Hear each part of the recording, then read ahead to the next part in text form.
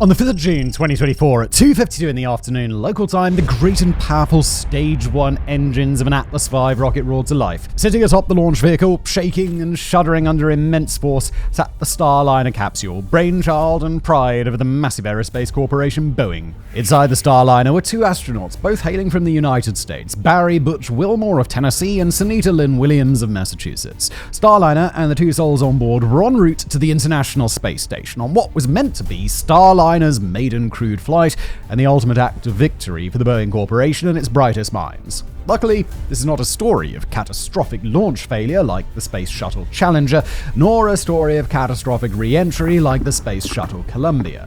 Just a hair short of the 27-hour mark after launch, the Starliner successfully docked with the International Space Station, and Wilmore and Williams floated safely into its confines, becoming the newest members of the station's ongoing Expedition 71. But while we must emphasize that the successful arrival is a massive bright spot for the Starliner, it's about the only positive news that we can offer. Wilmore and Williams were supposed to be on a mission that lasted 8 days. At the time of writing, the mission has lasted for well over 80.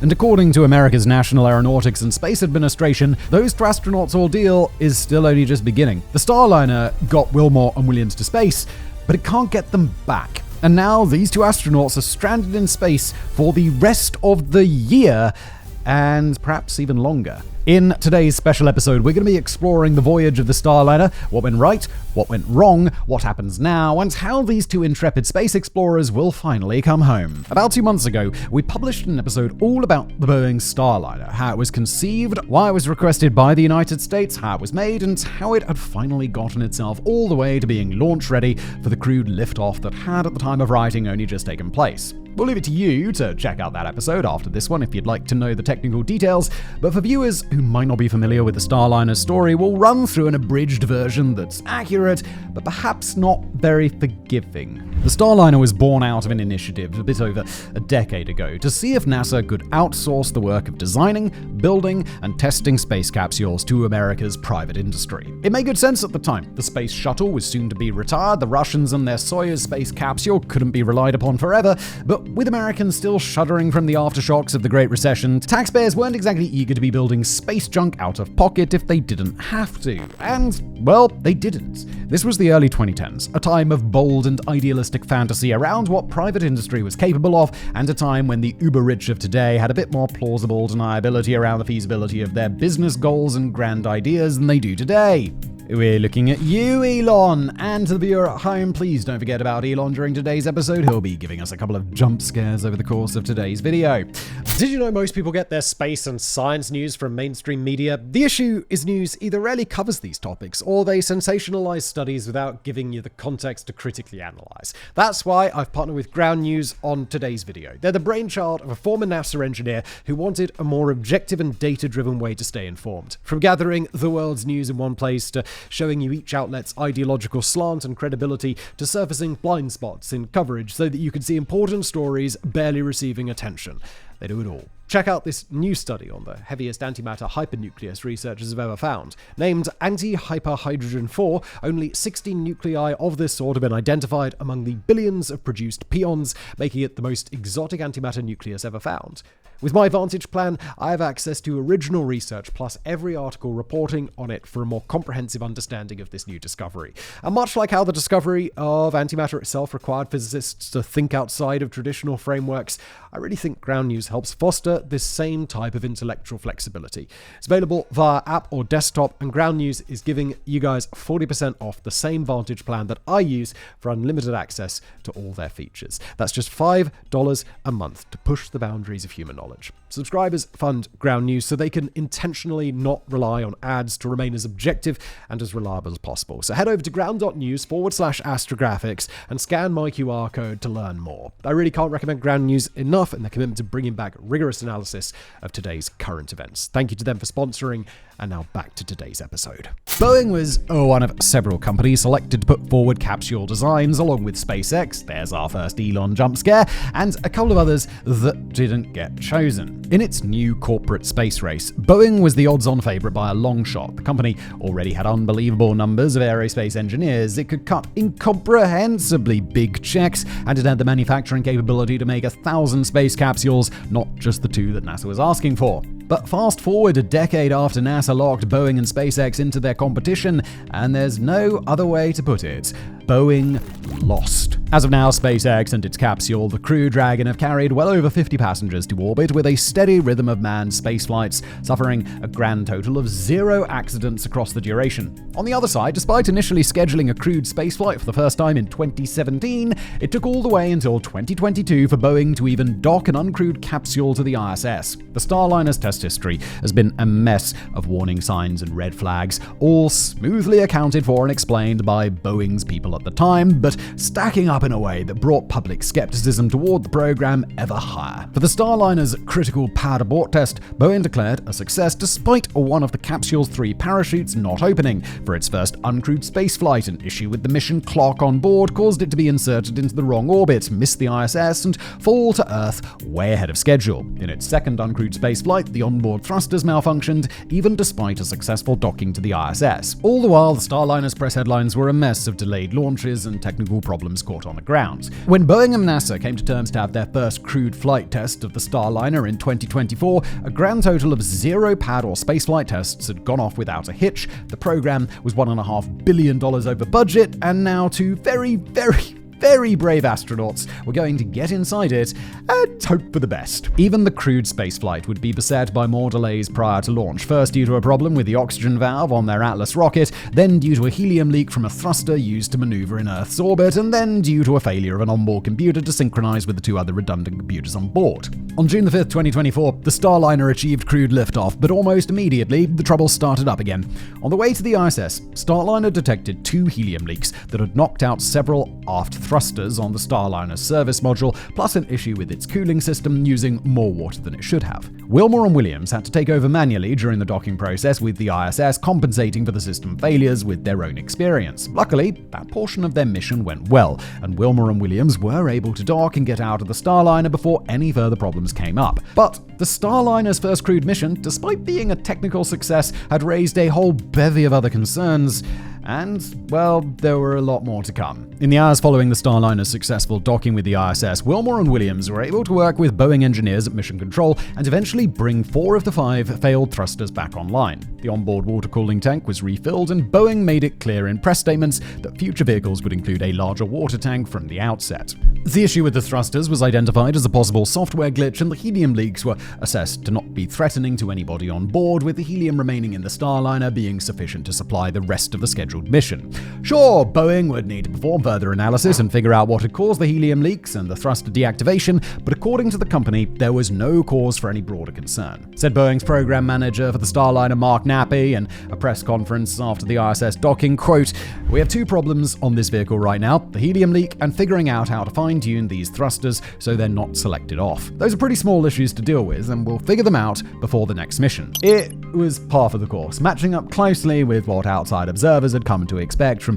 the folks in charge of the Starliner. Sure, there were minor issues, but they'd be fixed before the next launch, and that next launch could proceed as scheduled. In this particular case, NASA's Commercial Crew Program, the program overseeing the collaboration with Boeing, added that some of the issues, particularly with the water cooling system, were not unlike problems that had plagued the Space Shuttle for its 30-year history. Wilmore and Williams were to continue their mission as planned, assessing the Starliner for its ability to accommodate crews of 4, seeing what it's like to sleep in it overnight, and testing its functionality as a safe haven in case something were to happen on board the ISS. The 2 astronauts' schedules were known to be packed in an all-out sprint to collect all the necessary data over 8 days before they eventually came home. As for their journey home, NASA officials noted that the Starliner's 2022 uncrewed test had also seen several thrusters go offline, but rather than make the point you might fairly expect that this is apparently a recurring problem, the point of noting such a repeat issue was to emphasize that both times the thrusters had been brought back online, and last time they'd worked fine. Wilmore and Williams did all the typical ISS things greetings, posing for photos, and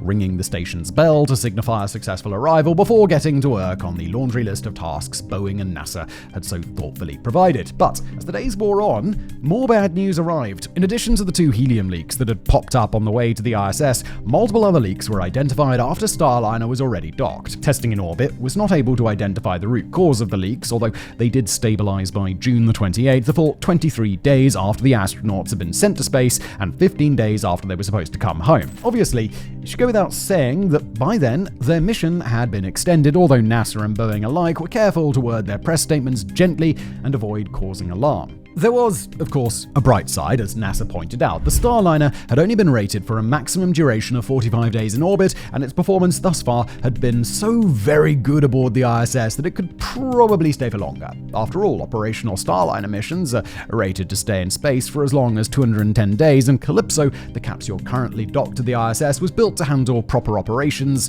not just test flight. As for Wilmore and Williams themselves, they're in a bit of a tough spot. Since they'd only anticipated being part of a week-long mission, they had packed light, with only minimal personal belongings and little to do once their initial checklist was complete. They didn't even bring their own toiletries, assuming that they would be there for such a short time that they could just use spares from the space station. Not only that, but NASA needed a little bit of extra space to deliver a new toilet pump, which was, per the astronauts on board the ISS, pretty urgently needed. While the ISS does have extra food, and cargo resupply missions had delivered general supplies, including even fresh produce, the process involved with actually getting Wilmore and Williams things there is a process on the order of months, not days. Till then, everything from changes of clothes to basic individual comforts will be sorely lacking, let alone things like medications that, to be clear, we in the public don't and probably shouldn't know whether either astronaut needs. They aren't the only astronauts to suddenly find themselves in an extended stay. Such surprises aren't terribly unusual across history, and as recently as 2022, astronaut Frank Rubio had found out the hard way that his planned 6-month stay would last for over a year. But the simple fact that Wilmore and Williams aren't the first to deal with such an adjustment doesn't make it any easier. Publicly, the pair's morale has been shown to be high. They've shifted into support roles to help out with the other tasks and experiments going on board the ISS, and they even took part in a little microgravity version of the Olympic Games, broadcasting back to the people of Earth. Williams, in a prior ISS mission, became the first person to finish a modified triathlon in space and ran along with the Boston Marathon back in 2007, so if the crew had bothered picking a gold medalist for their event, she would have probably won it.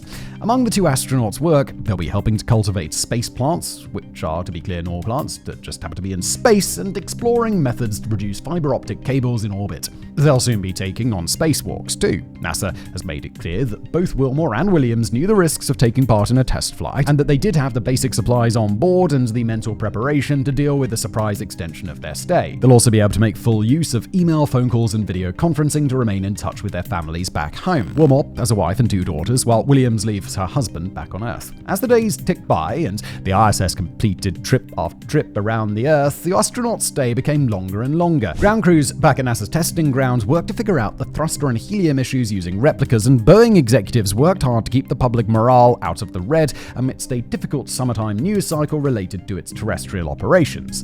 NASA worked long and hard on a review of the situation, trying to figure out when and how it would be safe to bring its 2 extra astronauts home, while working out adjustments to keep the ISS from getting too overcrowded in the interim. NASA really doesn't like to use the word stranded, and issued ample statements insisting that the word doesn't apply here. But the situation was what it was, and it didn't get better. Weeks turned into months, and all the head-scratching over the Starliner's technical issues led to no identification of any root cause. It did, however, lead to more bad news. Because the smaller thrusters of the Starliner were apparently being heated up unexpectedly by the larger thrusters, there was no guarantee that they would perform well enough during a return flight to safely deorbit and get the Starliner's passengers back to Earth. Finally, in late August of 2024, nearly 3 months after the Starliner had lifted off, NASA gave its answer. Speaking to the press, NASA's lead administrator, Bill Nelson, explained, quote, "Spaceflight is a risk, even at its safest and even at its most routine, and a test flight, by nature, is neither safe nor routine. Our core value is safety, and it is our North Star.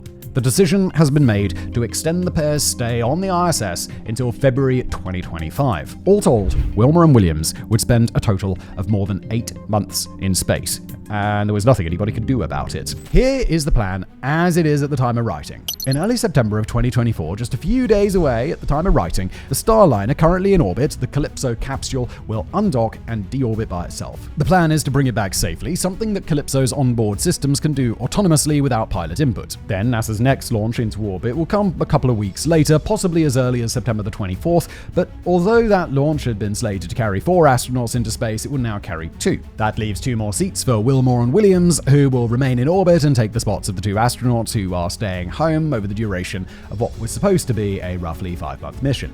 They'll miss the holiday season, they'll miss the opportunity to see their families on anywhere near the timetable they expected, but the work of the ISS will continue as planned. Judging by a revealing snippet from one high-level NASA official, internal concerns about the risk involved with the Starliner were apparently higher than NASA had let on, quoting, "The polling was unanimous amongst all the NASA folks." Per that same official, Boeing had offered sharp disagreements in its risk assessment, saying that the Starliner had been demonstrated sufficiently safe to get Wilmer and Williams home. When it came time for NASA to give the public news of their decision, Boeing officials were conspicuously absent. But in fairness, Boeing has ample reason to be frustrated with its situation right now. Not only will its supposed crew capsule be sent back to Earth without a crew, dealing the company yet another in a long and cripplingly painful series of recent bruises, but the astronauts left stranded in space will need to come back on somebody else's space capsule, not a Starliner. And who else could possibly have saved the day but the up-and-coming inventor turned modern gigabillionaire Elon Musk? There's the second Elon jump scare. We promise it'll be the last one today.